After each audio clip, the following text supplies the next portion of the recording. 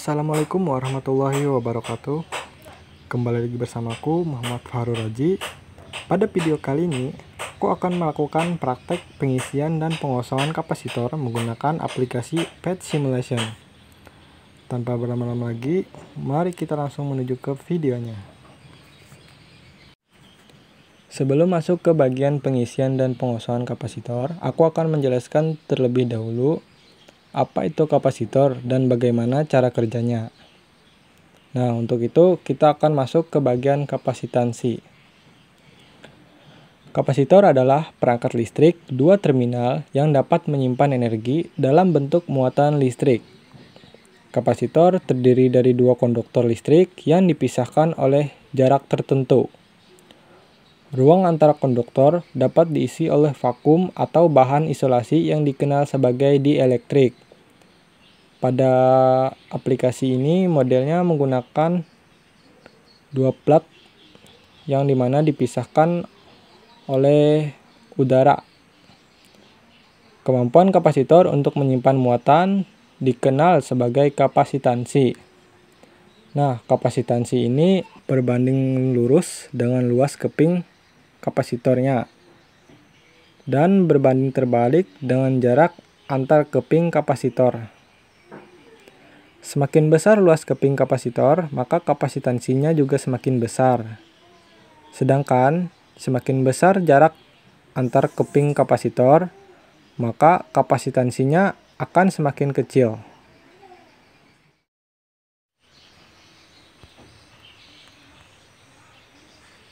Bisa dilihat nilai kapasitansi awalnya yang 0,30 picofarad.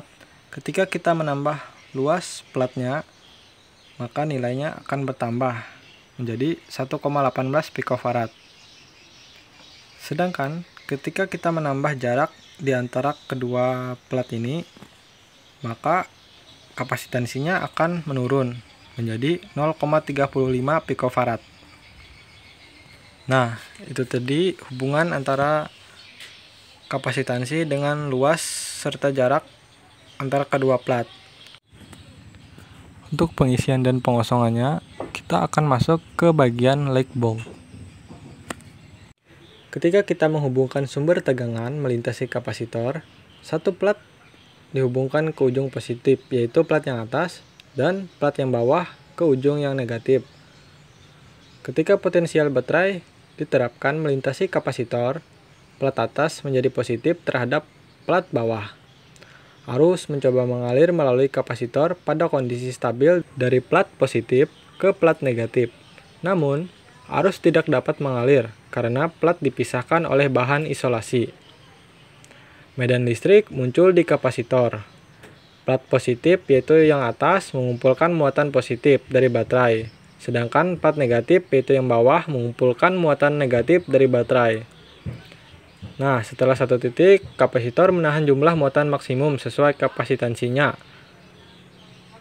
sehubungan dengan voltase ini yang sama dengan baterai.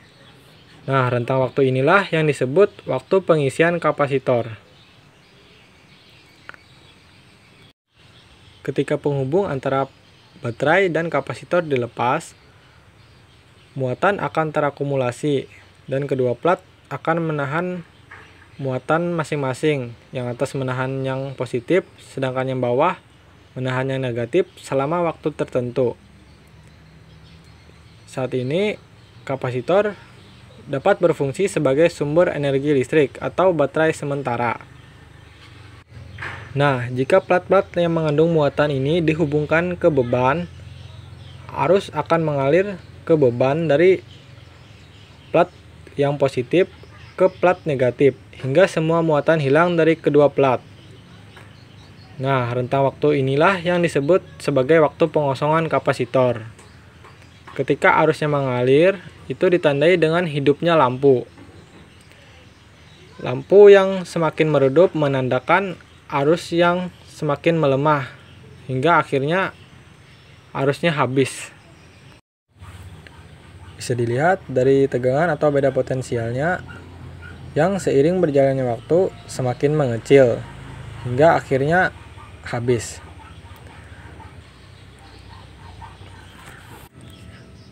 Ketika voltmeternya menunjukkan angka 0, berarti kapasitor sudah tidak memiliki muatan lagi di dalamnya atau kosong, sehingga perlu diisi kembali.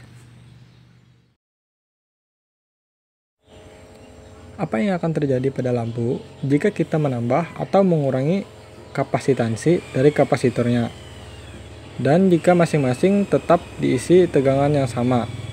Nah, seperti penjelasan di awal, kita bisa mengurangi kapasitansi dengan memperkecil luas dan memperbesar jarak kedua plat.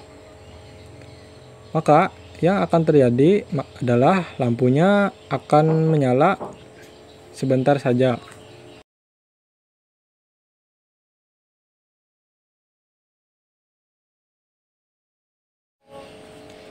Jika kita melakukan hal yang sebaliknya dengan menambah kapasitansi, yaitu dengan memperluas dan memperkecil jarak di kedua plat, maka yang akan terjadi pada lampu adalah lampunya akan menyala lebih lama daripada yang sebelumnya.